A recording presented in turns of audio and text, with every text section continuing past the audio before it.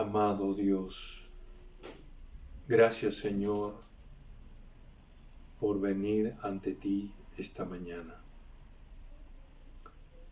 Vengo Señor a adorarte, vengo a alabarte Señor, vengo a agradecerte por todo lo que tú eres, por todo lo que tú dices, por todo lo que tú haces.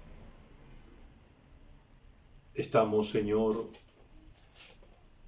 tan privilegiados de saber que podemos entrar a tu misma presencia por la sangre de nuestro Señor Jesucristo. Muchas gracias, Dios. Muchísimas gracias por este privilegio que tenemos de tener la libertad de hablar contigo.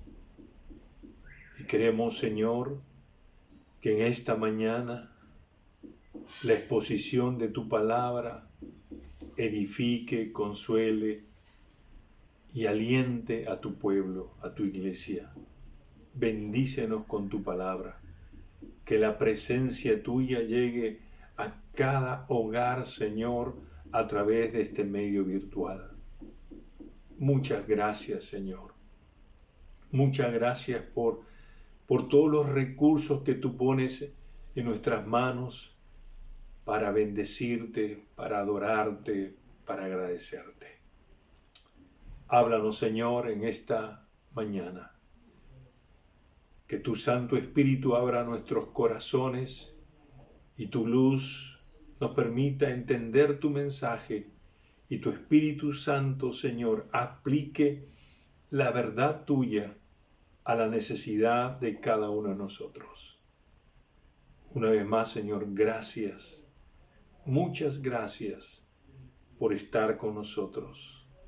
En el nombre de Jesús, te adoramos, te alabamos y te agradecemos. Amén. Muy buenos días, mi amada iglesia que Dios ha puesto en el Callao. Gracias a Dios por un nuevo día de vida que Él nos concede y cuanto más cuando nos da salud, bienestar y también paz. Ya estamos a una semana, casi una semana de celebrar nuestros 40 años de aniversario. Sabe que el 24 de mayo cumplimos 40 años que el Señor, por su gracia y su misericordia, nos ha puesto como iglesia allí en el Callao. Así que vamos a estar celebrando, Dios mediante, el próximo domingo y, por supuesto, queremos que usted forme parte ya desde hoy día prácticamente y durante toda esta semana y hasta el domingo y de repente la siguiente semana estaremos recordando parte de lo que ha sido la historia de esta congregación. Así que esté atento a todos los anuncios y de esa manera participe en esta celebración. Lamentablemente hubiésemos querido hacerlo de manera presencial, pero porque ustedes ya conocen las razones, estaremos por lo menos a través del medio virtual celebrándolo. Pero hoy también quiero darles una buena noticia. La noticia es que Dios una vez más responde nuestras oraciones. Dios es el que oye nuestras oraciones y también las responde conforme a su voluntad. Hace un tiempo atrás yo estuve pasando ahí por las redes sociales y estábamos compartiendo con toda la iglesia de que oraran por nuestra hermana Janet de Martínez, esposa de nuestro hermano Cristian Martínez. Ella iba a ser operada, y bueno, ya fue operada, de un tumor que estaba sobre el hígado y que se había reventado. Obviamente esa operación ocurrió, fue un éxito la operación, pero la atención era ¿qué tipo de tumor era este? ¿Maligno o benigno? Así que nos pusimos a orar. Y gracias a Dios, esta semana nuestro hermano Cristian nos comparte que ya saliendo de la clínica nos dijo, bueno, pastor, gracias a Dios, el tumor es benigno. Gloria a Dios. Y eso realmente nos alegra porque eso trae siempre paz. No hay necesidad de un tratamiento y nuevas operaciones y eso es importante. pero hay que cuidarnos, obviamente. Tenemos que seguir cuidando nuestra salud, hermano, en este tiempo de contagios y es bueno que usted se proteja con todo lo que sea necesario. Si le toca vacunar, hermano, si esa es una protección, mire bien qué le están poniendo, investigue, pero lo más importante es que usted valore la salud. Y si Dios provee algo para que usted se proteja de en su propia salud, pues hermano, aprovéchelo. Amén. Así que cuidémonos y cuidemos también a los nuestros. Dicho esto, hermano, quiero retomar ahora nuestro estudio titulado La historia de la redención. La historia de la redención. Como ustedes saben, la historia de la redención es el tema central de la Biblia. Es el tema central de la Biblia. Aquí se registra todo lo que Dios estuvo dispuesto a hacer con el único fin de que nosotros fuésemos sacados de la esclavitud, del pecado y de la condenación y ser atraídos a Él, vueltos a Él para estar con Él, así como Él desea estar con nosotros. Usted sabe, en el pensamiento de Dios, en la visión de Dios, era estar con el hombre, estar con la mujer que Él creó. Lamentablemente, Adán y Eva no tuvieron la misma visión. Ellos desobedecieron y pecaron contra Dios. Sin embargo, a pesar de eso, ¿no? Y que dicho de paso, ese pecado se transmitió a toda la raza humana. Es decir, esa naturaleza pecaminosa contagió a toda la descendencia humana hasta el día de hoy. Por eso que todos somos pecadores. Sin embargo, Dios no dejó de seguir insistiendo en la búsqueda de que nosotros regresemos a Él. Así que cuando en medio de la maldad y la corrupción de aquellos tiempos, levanta a un hombre o mira con agrado a un hombre llamado Noé. Y Noé es guiado por Dios a construir un arca. El arca simbolizaba pues ese prototipo de salvación que quería Dios dar a toda la humanidad, que todos aquellos que creyeran en lo que Dios estaba diciendo, pues entraran al arca y fueran salvos del juicio de Dios. Lamentablemente, no le hicieron caso a Noé y solamente Noé, su esposa, sus 3 hijos y sus nueras entraron a esta arca. Sin embargo, la historia nos mira y nos dice que Noé también había sido afectado por esa naturaleza pecaminosa. Así que Dios no se queda con eso y comienza a levantar una gran nación. Y usa para eso, ¿a quién? A 2 ancianos, a Abraham y a Sara. Ellos 2, en su vejez, Dios les promete un hijo llamado Isaac. Y de ahí vendría una gran descendencia, una nación grande, de la cual también vendría el Redentor, el Salvador, ¿verdad? Así que hoy hemos llegado más o menos hasta el capítulo 35, 34, 35, 36 de Génesis. Pero ahora la historia continúa. Y del capítulo 37 hasta el capítulo 50 vamos a encontrar ahora que Dios ya no usa ancianos, sino usa un jovencito de 17 años. Un jovencito de 17 años para preservar precisamente a esa gran nación que Dios está levantando. ¿Usted sabe quién era ese jovencito? Seguro que sí, ¿verdad? Tenía una túnica de colores, dice la Biblia. Se llamaba José. Yo no sé si usted ha leído estos capítulos del 37 al 50, y si no los ha leído, porque es realmente emocionante, es casi una especie de telenovela, si se quiere así, porque el encuentro de José con Benjamín es tan enternecedor que hasta hace llorar, ¿verdad? Y también con su padre, cómo se abrazan y lloran ambos. Realmente es una historia emocionante. Pero si no los ha leído, vamos a ver este video, este breve video que nos resume toda esta historia. Veámoslo.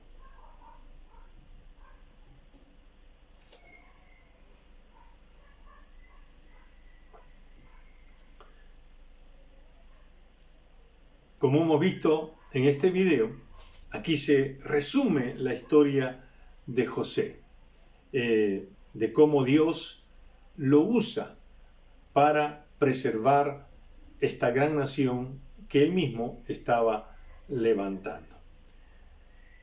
La historia de José comienza, como lo hemos visto, y vamos a decir, tiene como 4 episodios. El primer episodio es que José es aborrecido, es envidiado y también es vendido por sus hermanos. Es triste eso, pero esa es la realidad que nos presenta las Escrituras. Dice en Génesis 37, capítulo 37 de Génesis, el versículo 2 y 3 dice lo siguiente. Esta es la historia de la familia de Jacob. José, siendo de edad de 17 años, apacentaba las ovejas con sus hermanos. El versículo 3 va a decir, y amaba a Israel a José más que a todos sus hijos, porque lo había tenido en su vejez, y le hizo una túnica de diversos colores. 2 cosas, y hasta una tercera cosa tenemos que resaltar. José, ¿cuántos años tenía? 17 años, jovencito. ¿Cómo era tratado José? Bueno, dice la Biblia que Jacob, su papá, lo prefería más que a sus hermanos.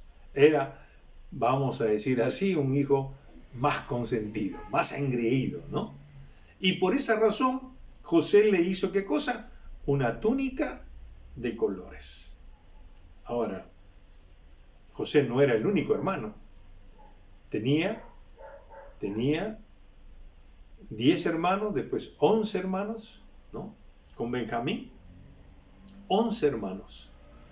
Y obviamente estos hermanos, estos 10 hermanos, que también eran hermanos de padre, había otras esposas de Jacob, no le caía bien que él fuera un hijo preferido del padre.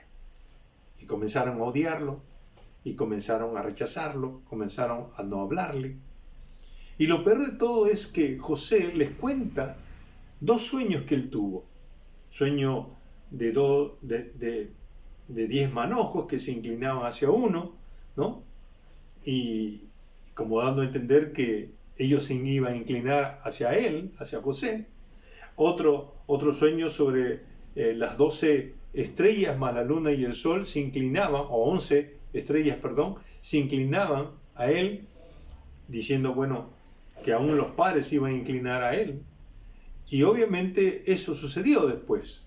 Esto era algo profético de parte del Señor. Pero estos sueños que él compartía con sus hermanos, obviamente les encendía más y lo odiaban más, lo envidiaban más y estaban listos para matarlo también, ¿no?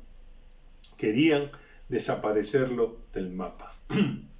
Y esto más o menos ocurre, o la intención de matarlo ocurre cuando el padre le dice que vaya a ver a sus hermanos que estaban pastoreando las ovejas y vea cómo están ellos y cómo están las ovejas. Entonces va a decir el capítulo 37 de Génesis que los hermanos, entonces al verlo venir, ¿no? Ellos comienzan a tramar, a maquinar un plan malévolo para matar a José. Claro, el hermano mayor trató de defenderlos y entonces cuando él llegó, no lo matemos, metamos a una cisterna, ahí un pozo y que quede ahí. Le quitaron la túnica, dijeron vamos a matar a un cabrito, vamos a poner la sangre del cabrito y vamos a decirle al padre que una fiera, un animal feroz se lo comió. Pero el asunto no era así, sino que cuando ellos vieron pasar a unos mercaderes, ¿verdad? Dijeron, mejor en lugar de matarlo, vamos a venderlo. Así que lo vendieron a unos mercaderes.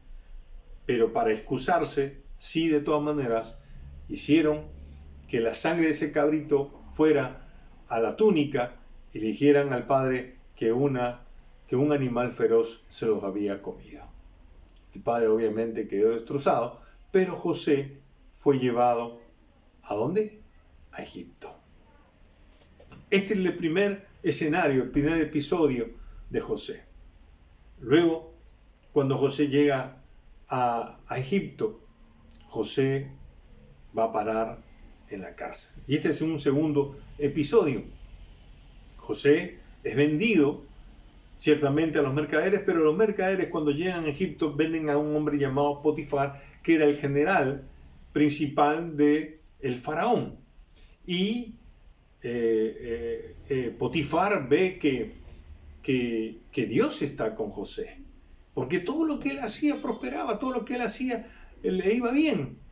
Así que lo puso como el gran administrador de todas las cosas que él tenía. Obviamente no tocaba a la esposa, no tocaba a él, solamente las cosas. Muy bien. Entonces José, todo lo que hacía, todo lo que administraba de Potifar, todo prosperaba, todo iba bien. Lamentablemente, la mujer de Potifar vio que José era muy atractivo y comenzó a seducirlo para querer, obviamente, tener relaciones ilícitas con él. José rechazaba una y otra vez, se trataba de escabuir, hasta que un día le hace una trampa esta mujer, y entonces cuando va a verla, cuando esta mujer llama a José y la seduce otra vez, José huye, dice, pero la mujer se queda con la túnica de él y lo acusa de haber querido atentar contra ella. Entonces la mujer de Potifar hace todo una escena falsa, ¿no?, para acusar a José. Y obviamente le cuenta eso a Potifar, y Potifar se enoja obviamente y lleva a José a la cárcel, a un lugar sucio, oscuro, horrible, y ahí pasa José 2 años, 2 años terrible en la cárcel. Sin embargo, ya entrando al capítulo, diríamos así, 40, ¿no?, hay algo particular en la vida de José, ¿no? José, a pesar de todo esto que ha vivido, ¿no?, José ahora tiene una linda oportunidad, y es que Faraón tiene 2 sueños, y esos 2 sueños nadie los podía interpretar, y esto ya nos permite entrar al tercer episodio de la vida de José. ¿Cuál fue? Que él fue promovido de esclavo a ser el segundo después del faraón. Ya en el capítulo 41 se nos dice que Faraón tuvo 2 sueños.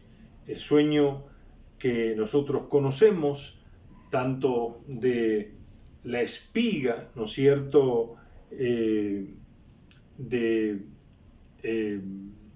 o mejor dicho, sí, pues de la espiga de trigo, y de una espiga flaca que se la comía, ¿no es cierto?, a 7 espigas, las 7 vacas gordas y las 7 vacas flacas, ¿no? Las flacas se comían a las gordas. En fin, ese sueño que nosotros ya conocemos, nadie podía interpretar. Pero como había estado 2 años en la cárcel, un panadero y un copero habían tenido sueños, y José los había interpretado. Así que el copero que había quedado vivo le recuerda a Faraón que había un hombre en la cárcel, ¿no?, llamado José, que interpreta sueños. Así que lo llamaron. Dice capítulo 41, verso 14. Entonces Faraón envió y llamó a José y lo sacaron apresuradamente, dice, de la cárcel, y se afeitó, se mudó sus vestidos y vino a Faraón. Y entonces José, que en ese momento ya tenía 30 años, interpretó correctamente los sueños que el faraón había tenido. Y le dijo que las 7 vacas y las 7 espigas gordas eran 7 años de cosechas abundantes. Y las 7 vacas flacas y las 7 espigas menudas eran 7 años de hambruna. Inmediatamente José, con una autoridad del cielo, le dio 3 consejos realmente impresionantes. Primero, le dijo al faraón que busque un hombre prudente y sabio y lo ponga como administrador sobre la tierra de Egipto. Segundo consejo, que ponga gobernadores para que separen 1/5 de toda la cosecha de los 7 años de abundancia. Y el tercer consejo, que bajo el control del faraón, estos gobernadores debían juntar toda buena cosecha y almacenarlos en depósitos para que haya reserva de alimentos en los 7 años difíciles. Tremendos consejos. Bien, un hombre, un tremendo administrador. Cuando Faraón escuchó esto, pues en el capítulo 41, el versículo 37 al 40, él va a decir, pues ¿quién mejor que tú entonces? Así que lo puso a José como el gran administrador de esa gran cosecha que vendría en esos 7 años de abundancia. Faraón le dice a José, tú estarás sobre mi casa y sobre tu palabra se gobernará todo mi pueblo. Solamente en el trono seré yo mayor que tú. Tremendo. De esta manera José llega a una posición alta, de haber sido esclavo, de haber estado en la cárcel por una infamia de una mujer. Ahora él es colocado como un dignatario, ¿verdad?, del gobierno del faraón. Dios, sin lugar a duda, estaba detrás de todo esto. La Biblia resalta este hecho y lo vio Potifar, lo vio el faraón. ¿De qué? De que Dios estaba con José. Y el último episodio es el episodio dramático. Es el episodio donde José se reúne y perdona a sus hermanos. Como hemos dicho, esto ocurre de los sueños, la interpretación de los sueños cuando él tenía 30 años. Ahora han pasado ya 9 años. Ahora él tiene 39 años. Ya pasaron los 7 años de gran cosecha, de abundancia, y que han sido almacenados los alimentos, y comienzan 2 años de hambruna. El hambre llega a Egipto. Pero no solamente llega a Egipto, sino que a toda la tierra de alrededores el hambre es atroz. Y eso también llega donde está Jacob con sus otros hijos, allá en la tierra de Canaán. Y entonces Jacob dice, pero si hay alimentos en Egipto, vayan y traigan alimentos de Egipto.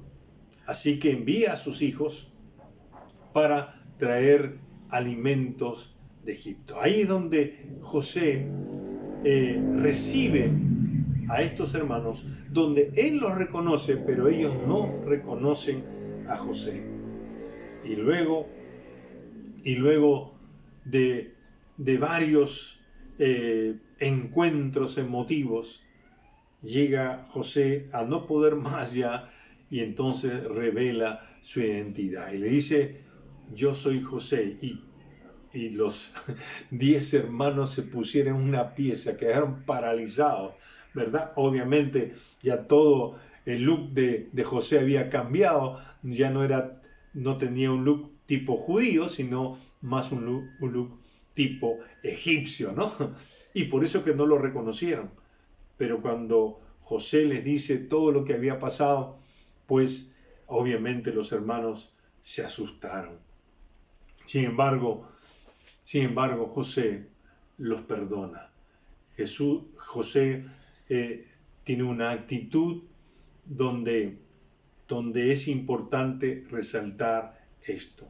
En Génesis 42 al 45 se nos cuenta que José, a pesar de haber pasado 13 años de sufrimiento, es decir, de los 17 hasta los 30 años, por causa de sus hermanos y por causa de Potifar o la esposa de Potifar, él perdona a sus hermanos y perdona también, obviamente, todo lo que ha vivido. ¿Por qué? ¿Por qué perdona? Porque él entiende que Dios estaba obrando para el bien, no solamente de él, sino esa gran nación que Dios estaba levantando. Dice Génesis 45, versos 7 y 8, dice José, Dios me envió aquí para mantenerlos con vida a ustedes y a sus familias, para que puedan ser una nación grande. Sí, dice, Dios y no ustedes fue el que me envió a Egipto. José entiende ahora que Dios lo había llevado a Egipto para salvar de la muerte a toda su familia y a toda esa gran nación que se estaba levantando. Y aún más, en el capítulo 50, el verso 20, va a decir, vosotros pensáis mal contra mí, mas Dios lo encaminó a bien para mantener en vida a mucho pueblo. José, en su intimidad con Dios, procesó todo lo feo, todo lo malo que le sucedió al saber que Dios estaba detrás de todo esto. Por eso, él siguió confiando en Dios, aún en medio del sufrimiento. Y la Biblia dice que él murió a los 110 años, pero murió ciertamente con 80 años grandiosos, 30 posiblemente, o mejor dicho, 13 con sufrimiento, pero 80 grandiosos. ¿Por qué? Porque él entendió que todos esos años de sufrimiento no fueron al azar, no fueron un accidente, fue que Dios estaba obrando su propósito eterno. La vida de José nos enseña grandes lecciones para nuestra vida, grandes lecciones. Yo quiero resaltar 3 de ellas, nada más. La primera de ellas, hermano, hermana, la gente inocente sufre también. Pongámoslo de esta manera. Los cristianos que andamos correctamente, que amamos a Dios, que seguimos principios, que obedecemos al Señor, sus mandamientos, sus preceptos, que hay temor de Dios para hacer las cosas, también sufrimos, hermano.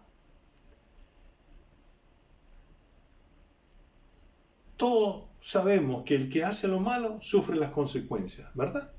Nosotros podemos hacer cosas malas y de hecho vamos a sufrir por esas cosas malas. Ya Pedro nos decía que si uno roba, pues y lo chapa, ¿cierto? Va a ser encarcelado.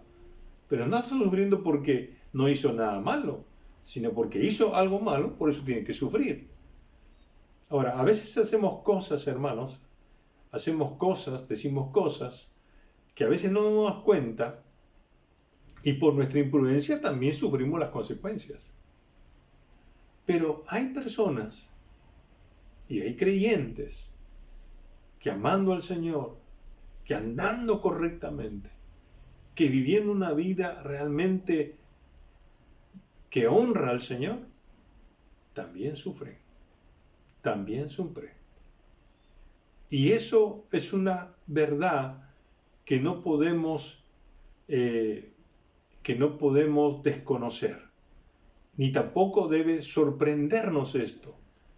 Ya lo pasó José, Y esto es que debemos entender que aún en nuestras circunstancias como creyentes sobre todo, si el Señor está con nosotros, Dios tiene el control de esas circunstancias. Así que sea que andemos bien, no nos sorprendamos si nos tocará sufrir. Dios está obrando, está trabajando aún en medio de esa adversidad, de esa enfermedad, de esa cosa injusta, ¿verdad? Que podemos pasar. Porque piense, por ejemplo, José, seguramente muchacho, tierno, sin saber nada, el papá prefería más a José que a los otros hermanos. No era una responsabilidad de José, era responsabilidad del padre. Claro, los hermanos se pusieron, se enojaron, pero ¿qué de la mujer de Potifar que lo acusa injustamente y lo tienen que meter a la cárcel? Fíjate, José fue metido a la cárcel porque él quería obedecer a Dios, porque quería respetar a su jefe, quería ser fiel a su jefe y no defraudar o deshonrar esa confianza que el jefe había puesto sobre José. Hizo lo correcto, pero ¿dónde fue a parar? A la cárcel por una acusación falsa. Así que nosotros podemos sufrir injusticias, podemos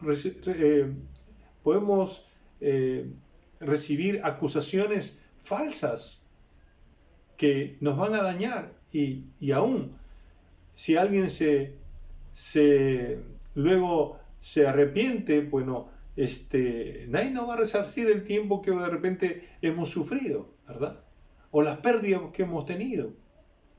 Lo que quiero decir es que si somos creyentes, si estamos en el Señor, si el Señor está con nosotros, podemos pasar sufrimientos, injusticias, dolor, ¿verdad?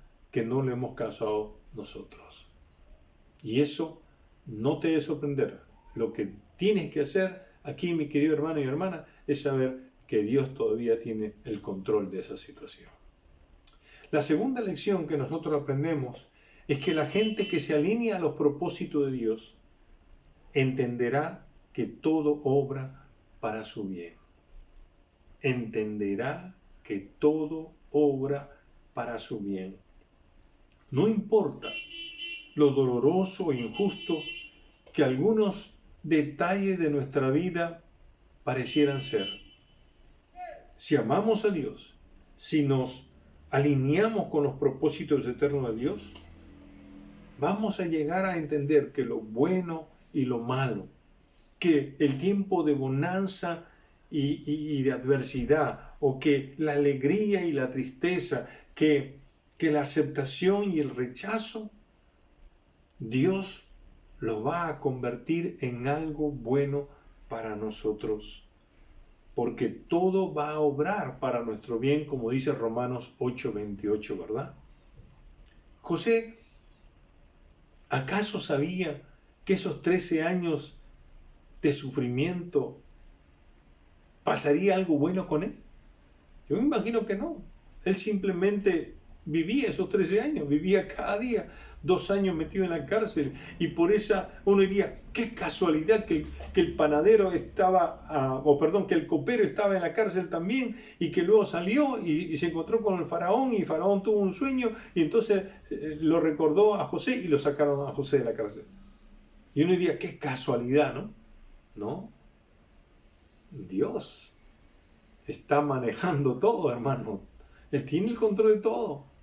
Es para nuestro bien. Es para nuestro bien.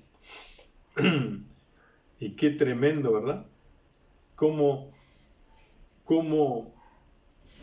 llega el momento en que Dios nos permite entender esta situación. Yo creo que José se da cuenta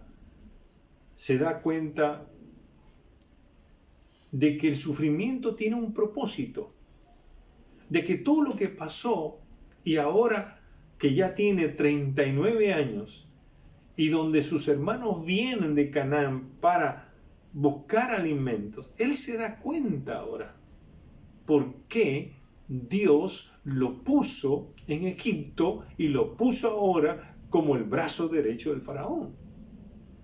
Él se dio cuenta, estoy aquí, a pesar de todo lo que he vivido, estoy aquí, porque Dios está cumpliendo un propósito. Y ese propósito es que yo preserve la vida de esta familia y preserve las promesas que Dios había hecho a su padre Jacob y a su abuelo Isaac, ¿no? y a su bisabuelo Abraham. Dios estaba cumpliendo sus propósitos con este muchacho. Es ahí que se entiende. Ahora, mi querido hermano, hay momentos en que tú vas a sufrir, en que yo voy a sufrir, y de repente voy a decir, Señor, pero ¿para qué es esto? ¿Para qué es esto? ¿Verdad? ¿Para qué estoy aquí? Y me hace recordar lo que la candidata, ¿no es cierto?, a esta segunda vuelta se preguntó en el penal, ¿no? Que buscando a Dios, leyendo la palabra, dijo, se quejaba, ¿por qué estoy acá? Y cambió la pregunta, ¿para qué estoy aquí? Y esto es lo que tenemos que hacer, una pregunta correcta. La pregunta es, ¿para qué estoy aquí? Y de repente has pasado tiempo y uno dice, ¿qué cosas? ¿Dónde estás? ¿Para qué estás acá? Te das cuenta que has pasado todo un valle de sombra, de muerte, y llegas acá, estás parado y dices, ¿para qué estoy aquí? ¿Qué es lo que Dios está haciendo conmigo? Y posiblemente, hermano, cuando uno se alinea al plan de Dios, pues uno descubre que Dios está trabajando para bendecirte y para bendecir a aquellos que te rodean. Así que, mi hermano amado, qué lindo es entender que si nosotros nos alineamos a los propósitos de Dios, pues todo lo que nos sucede no es por casualidad, sino es el obrar de Dios para nuestro bien.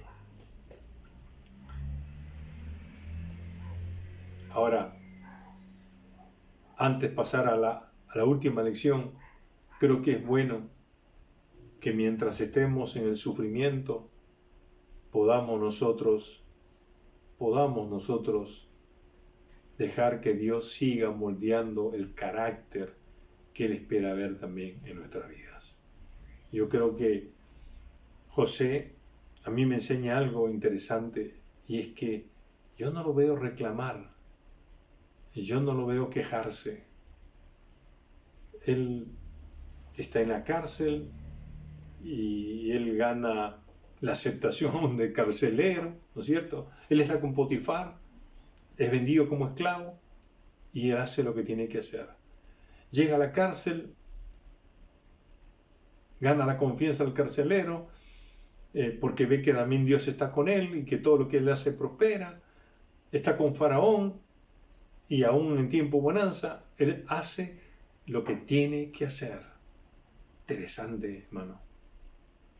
Nos toca hacer lo que tenemos que hacer en la posición que Dios nos ha puesto, en el lugar que Dios nos ha puesto. Hagámoslo bien, hagámoslo para la gloria de Dios, y que Dios, que está con nosotros, prospere lo que venga a nuestra mano para hacer. De esa manera nos alineamos a los propósitos de Dios para que seamos bendecidos y para que podamos bendecir a otros también. Y ahora sí paso a la tercera lección, que los propósitos de Dios siempre se cumplirán usando a quien uno menos se imagina. Los propósitos de Dios siempre se cumplirán usando a quien uno menos se imagina. Esta vez Dios escogió a un joven de 17 años llamado José para que fuese su instrumento para salvar a la nueva nación de una muerte inminente por el hambre. Claro que sí. Esta vez Dios escogió ya no a ancianos, sino a un jovencito de 17 años que tuvo que pasar 13 años de sufrimiento, no por casualidad, sino para que él se convirtiera de un esclavo a un dignatario del faraón para gobernar y administrar todos los alimentos que traerían, por supuesto, la preservación de esa nación que Dios estaba levantando. Hoy Dios puede usarnos. Dios puede usarte a ti y a mí para que sus propósitos se cumplan, para que podamos bendecir a esta nación, para que podamos bendecir a nuestras familias, a nuestros matrimonios, a nuestros hijos, a nuestras hijas, a nuestra comunidad. Y uno de los propósitos eternos de Dios es, sin lugar a dudas, lo que esta historia de la redención tiene como fin, y es que Dios esté con nosotros, de que nosotros volvamos a Dios. Y hermano amado, Dios quiere usarnos para que a través de nuestras vidas otros vuelvan al Señor.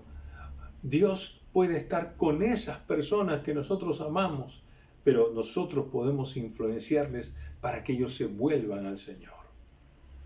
¿Usted se acuerda cuando el apóstol Pablo estaba en la cárcel y le dijo al carcelero: cree en el Señor Jesucristo y serás salvo? ¿Qué cosa? Tú y tu casa.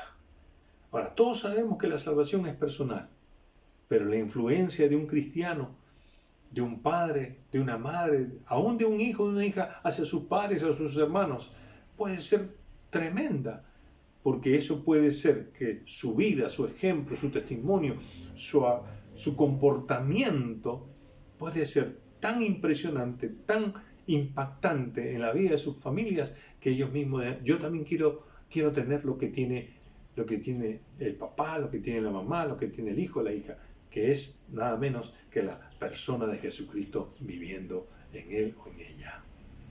Mi querido hermano, Dios quiere usarnos. Dios quiere usarnos, y no te sientas menos, tampoco más, por supuesto, pero si Dios usó a este jovencito de 17 años, puede seguir usando a muchos jóvenes, a muchas señoritas, como también puede usar a muchos ancianos y ancianas. Así que, hermano, no hay edad en la cual podamos ser usados por Dios para bendecir al mundo y para cumplir los propósitos de Dios. Termino. ¿Estás sufriendo por hacer lo correcto? No te sorprendas. Sigue confiando en el Señor, que Él tiene el control de la situación. ¿Estás sufriendo y no entiendes lo que está pasando?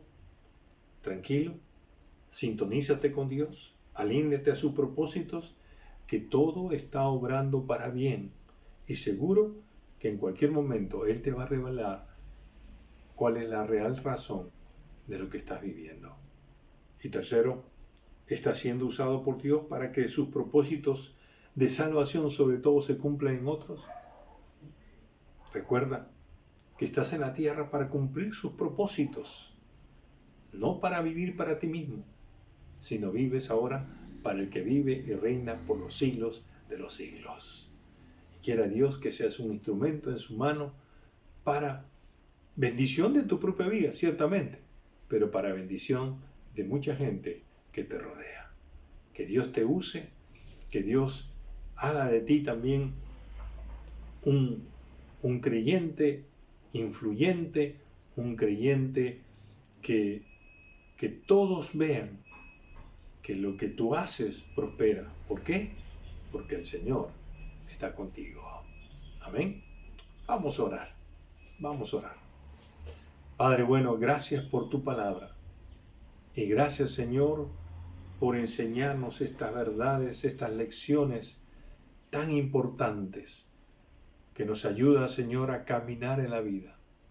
Amado Dios, por favor te ruego en el nombre de Jesucristo que tú apliques esta verdad, estas verdades a la vida de cada uno de nosotros. Que aquello que no sea tuyo, Señor, tú lo quites, y aquello que es tuyo, Señor, tú lo grabes en el corazón de la mente y en el corazón de la vida entera de cada uno de tus hijos, de tus hijas, de tal manera, Señor, que podamos estar alineados a tu propósito, sabiendo que tú estás obrando para bien nuestro, para bien de nuestras familias, para bien de esta nación, Señor. Gracias, Padre, por tu palabra. Aplica, pues, Señor, estas lecciones a nuestras vidas. Te lo pedimos en el nombre de Jesús. Amén. Amén. Que Dios me los bendiga, hermanos. Recuerde, estamos a una semana de celebrar nuestros 40 años y estemos orando que el Señor nos dé lindo tiempo de celebración. Un abrazo.